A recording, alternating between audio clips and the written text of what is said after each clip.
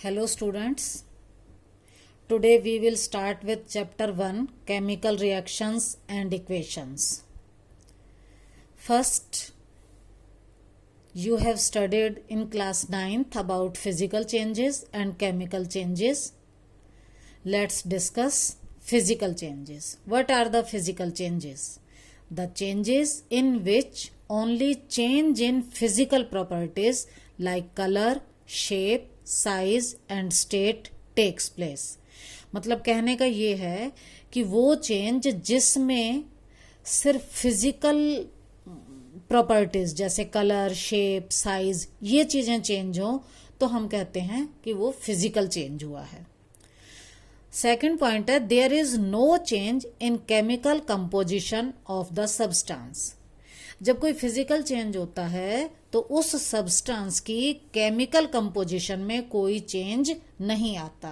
क्या चेंज होता है फिर? सिर्फ फिजिकल प्रॉपर्टी उसकी चेंज होती है। नेक्स्ट है no new substance is formed in a physical change. कोई नया सब्सटेंस नहीं बनता, जो पहले था वही रहता है। जैसे हम मान लो एक पेपर लेते हैं और उसको टीयर करते हैं, तो टीयर करने के बाद क्या होता है, पेपर के छोटे छोटे बिट्स हो गए तो वहाँ साइज और शेप तो चेंज हो जाता है, लेकिन पेपर हमने शुरू में लिया था, इनिशियली वो पेपर ही था और फाइनली भी वो पेपर ही है। पेपर की कंपोजिशन में कोई चेंज नहीं आया और कोई न्यू सब्सटेंस भी नहीं बना, तो ये हो जाएगा physical change. Let's take another example. If we take ice, अगर हम आइस लेते हैं तो it changes into water at room temperature. तो रूम टेम्परेचर पर ये वाटर में चेंज हो जाती है।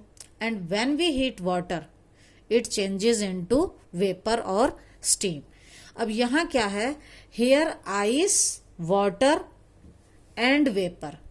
आइस जो है वो भी वही है, वाटर भी वही है और वेपर भी वही है। तीनों की जो केमिकल कंपोजिशन है वो सेम है, H2O, मतलब वो हाइड्रोजन और ऑक्सीजन से मिलकर बना है।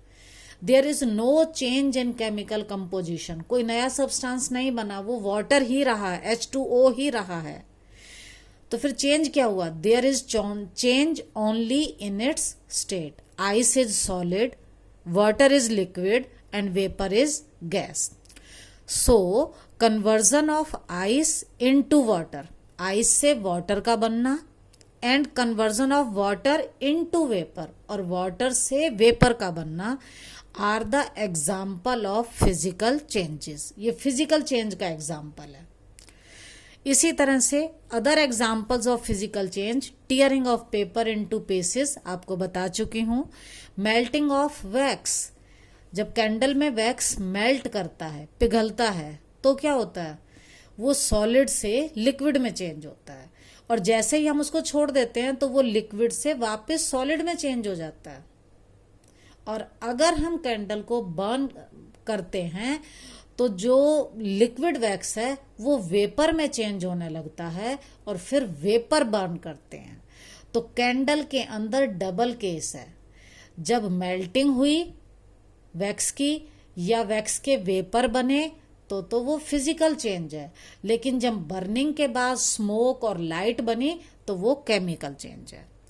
नेक्स्ट है melting of ghee. Ghee melt करो, रहेगा तो घी ही, और वापस उसको ठंडा कर दो तो फिर वो वही आ जाएगा। तो यहाँ कोई न्यू सब्सटेंस नहीं बनता। So all these are examples of physical changes. Now we will study chemical change.